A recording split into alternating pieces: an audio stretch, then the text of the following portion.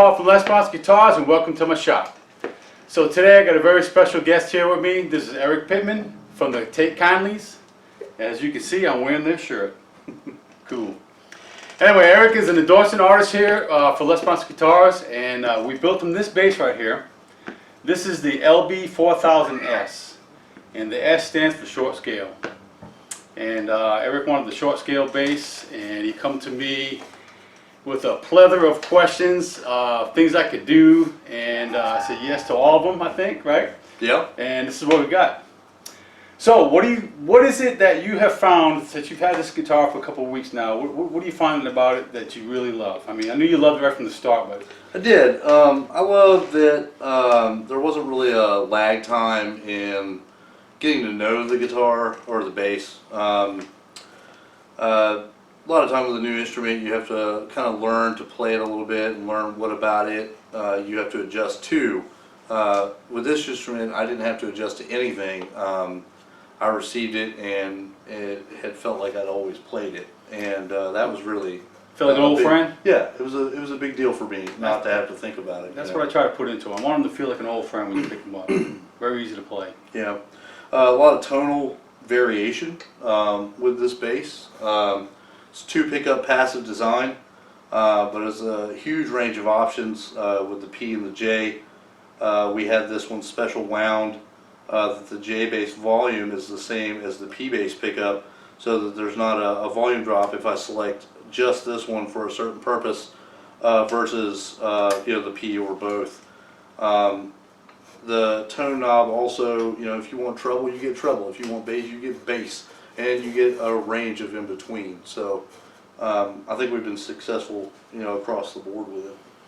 Yeah. So for short scale basses, see, I'm a bass player too. I play bass mostly. I'm a long scale, 34-inch scale kind of player. What is it about that you want? What is it that you wanted out of a short scale? Why a short scale, I guess, is my question.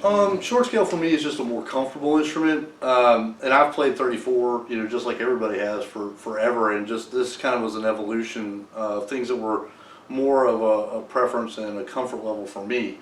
If you're playing, 3-4 sets in a night, at the end of the night, a 34-inch scale bass that weighs 10 pounds bricks on becomes an issue towards the end of the night. You wake up the next day with back problems and all these other things. This bass is, I don't have the world's largest hands. I don't have a huge length of arm, and the short scale tends to fit me, who I am as a person, better. I like the feel of the string tension on a short scale, I think, a little bit more than a standard length 34-inch. And there's a tone about it that I tend to enjoy. I don't know. It's some people call it tubby. They're a little more punchier. Yeah, I feel like they're a little more punchy. A lot of people think they seem to record better as well. But for me, it's more of it's a convenience factor as much as anything. Yeah, what I was telling you earlier, I played it, and it's just fast to me. It's faster than mine. It is fast. Yeah. This is mine back here. I don't know if you can see it in the picture here, but. Right here. I don't think no. That's a 34-inch scale, and that one there, I played this one. It's a lot faster. It's just the play a bit. It's more slinkier. Yeah. Man, action's real close. Yeah, neck width is across the board is thinner. Fret spacing is closer on a scale, 31-inch scale versus the 34. You don't have that big stretch. Yep. So even down here, playing for extended periods of time. On the low notes, you really don't get a lot of fatigue. I've played this instrument at several rehearsals and a gig out so far, and at the end of the night, I simply took it off, put it in the bag, and walked out, and I, felt as fresh when I finished as when I started. So, it's a good thing. It's a good performing instrument. Very comfortable to play. Sits well on a strap. You don't have to worry about neck dive. These were one of the points that we were working on when we, worked out the body and things of that nature. I didn't want to have to fight the instrument to play it. So, and he's delivered on all fronts. So. Yeah, basically what I did, I took this model here and condensed it without making it too different from the shape. I think I've captured the shape. You'd have to really put them side by side to see the little subtle differences. But so this is really a one-of-a-kind instrument, right? This is the first time that I've ever done a short scale And it's like a whole new world, man. It's right from the beginning. All new templates, all new jigging, all that stuff to make this guitar to fit you. Yeah, and that was kind of an important thing for me. Paul hadn't built this instrument before, and I kind of came in with these ideas and things that I wanted as a player. Yeah. And a lot of builders kind of have a set thing that they like to do, and Paul was willing to throw all that aside in, you know, the goal of getting me what I wanted as a musician. And I think that's very important in a custom builder. So, you know, if you're looking for something that you think is unique, I think Paul's worth calling, you know, because he could probably deliver. Oh, I'll deliver. Yeah, but it's a nice instrument. It looks pretty, but it's not just pretty. Matter of fact, we got some video to show you before we end this segment here. He came by and spooled up a few tunes here for us and on this beautiful bass. How's the tuning on this thing? Is it Solid as a rock, man. you play all night without I tuning? do. Retune? Tune it at the beginning of the gig, and I check tuning between sets, but last time I played it out, I didn't have to adjust a thing. Same thing with that one, man. I practice after practice. I don't even tune it. It's just stays in tune, man. And I think you told me when I took it that we haven't even had to tighten the truss rod on it. It's just we strung it up and it was right where it needed to be right out of the gate. Well, so. the truss rod's on these, and he's got the truss rod adjustment on the bottom here. But basically, I just give it a little tweak so it's kind of snug. I haven't even adjusted it. No. I mean, the string tension's right. The relief is perfect on it. It's a testament to, you know, using vertical grain lumber like I do in the necks. The type of truss rod I have. The carbon fiber rods that are inside the neck. Yep. The way I place them inside that. It's the same way with my guitar, especially with maple necks. They're really stable. There's not much you have to do to them, man, really. It's there if you need it. Yeah. But right out of the box, it should be good. So it came out good, man. Nice, beautiful design. Yeah. I think it fits you. Very happy. And, Very happy with it. Yeah, we're looking to show this thing off a little bit. Yep. So being an endorsing artist, he's out there showing this thing off for me, and I'm going to promote him. I'm going to let people know about him and what he's doing. Matter of fact, it's not just the Take Kindness you're with. You're with other bands. What other stuff are you doing? Well, I just did a show with Seth Smith's Seven Seasons Band. I was there for that. That was for cool. his solo album, and that was nice to be included in that project.